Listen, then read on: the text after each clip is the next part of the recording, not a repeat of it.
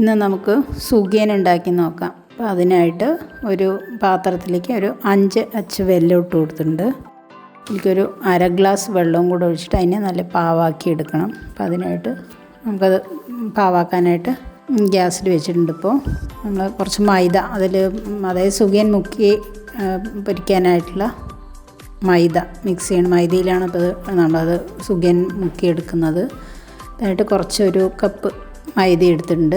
അതിലേക്ക് കുറച്ച് ഉപ്പിട്ടിട്ട് ചെറുതായിട്ട് ഉപ്പ് വെള്ളത്തിലൊന്ന് മിക്സ് ചെയ്തിട്ട് അത് നമ്മളൊന്ന് മാവിലേക്ക് കുറേശ്ശായിട്ട് ഒഴിച്ചു കൊടുക്കുക. മാവ് കുറച്ച് കട്ടിക്കായിട്ട് അടിക്കണം. അതായത് നമ്മൾ ഇതിൽ മുക്കിയെടുക്കുന്ന സമയത്ത് ഒഴുകി പോകാത്ത പോലെ അതിൽ കോട്ടായിട്ട് നിൽക്കണമല്ലോ. അപ്പോൾ അതിന് വേണ്ടിയിട്ട് നമുക്കത് നന്നായിട്ട് കട്ടയില്ലാതെ ഉടച്ചെടുക്കണം. അപ്പോൾ കുറച്ചായിട്ട് വെള്ളം ഒഴിച്ച് കൊടുത്തിട്ട് നന്നായിട്ടൊന്ന് കട്ടയില്ലാതെ മാവൊന്ന് പാകമാക്കി എടുക്കുക.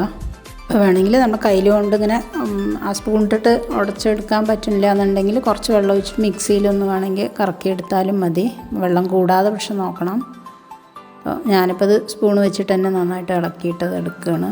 കട്ടയൊക്കെ ഉടച്ചിട്ട് നന്നായിട്ട് മിക്സ് ചെയ്ത് എടുക്കുകയാണ്. ഇവിടെ നമ്മുടെ വെല്ലം ഇപ്പോൾ പാവ ഒരുവിധം ആയിക്കൊണ്ടിരിക്കുന്നു. അത് മുഴുവൻ മെൽട്ടായിട്ടില്ല. ഇപ്പോൾ അത് നന്നായിട്ട് അത് മുഴുവൻ അത് അലിഞ്ഞ് ഇതാണ് വരെ നമുക്കൊന്ന് തിളപ്പിച്ചെടുക്കാം.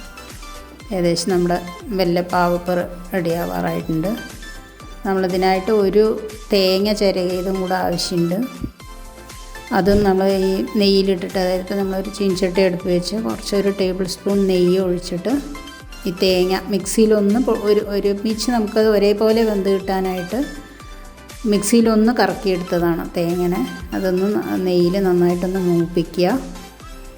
അതിനുശേഷം നമ്മൾ ഉരുക്കി വെച്ച വെല്ലപ്പാവുണ്ടല്ലോ അതും കൂടെ തേങ്ങയിലേക്ക് ചേർത്ത് കൊടുക്കുക. എന്നിട്ട് എല്ലാം കൂടെ നന്നായിട്ട്, അപ്പോൾ നമുക്കത് ആദ്യം ഈ തേങ്ങയിൽ നിന്നുള്ള വെള്ളമൊക്കെ അതിൽ വരും. അതിനാണ് നമ്മൾ ആദ്യം തന്നെ ചൂടാക്കി കൊടുത്തത്, തേങ്ങനെ ഒന്ന് നെയ്യിൽ മൂപ്പിച്ച് കൊടുത്തത്.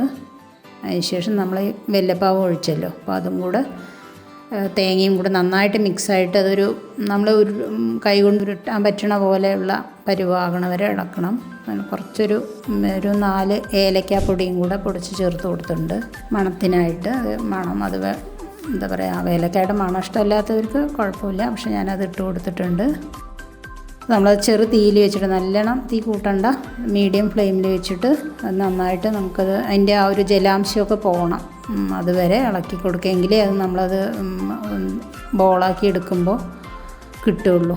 അപ്പോൾ നമ്മളത് ഒരുവിധം നന്നായിട്ട് അതിൻ്റെ ജലാംശം പോയ ശേഷം നമ്മളത് വേറൊരു പാത്രത്തിലേക്ക് മാറ്റി വയ്ക്കണം.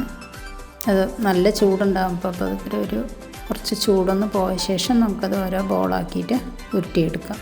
ഇത് നമ്മുടെ മാവൊക്കെ ഒന്നും കൂടെ നന്നായിട്ട് ഇളക്കിയിട്ട് മിക്സാക്കിയിട്ടുണ്ട്. അതിനിപ്പോൾ ഈ പരുവത്തിലാണ്. അത് ഇത്തിരി കട്ടിയായിട്ട് തന്നെ വേണം. അതിനെ അവിടെ മാറ്റി വെച്ചിട്ടുണ്ട്. അപ്പോൾ നമ്മളതിന് തേങ്ങയും ഇതിൻ്റെ ആ മിക്സ് ഉണ്ടല്ലോ അതിന് നമ്മളത് ഉരുട്ടിയിട്ട് ഓരോ ബോളുകളാക്കിയിട്ട് ആവശ്യത്തിനുള്ള വലിപ്പം, ഒരുപാട് വലുതും ആവണ്ട, നമുക്ക് എണ്ണയിൽ ഇട്ടെടുക്കാനുള്ളതല്ലേ. അപ്പോൾ ചെറിയ ബോളുകളാക്കിയിട്ട് വെച്ചിട്ടുണ്ട്.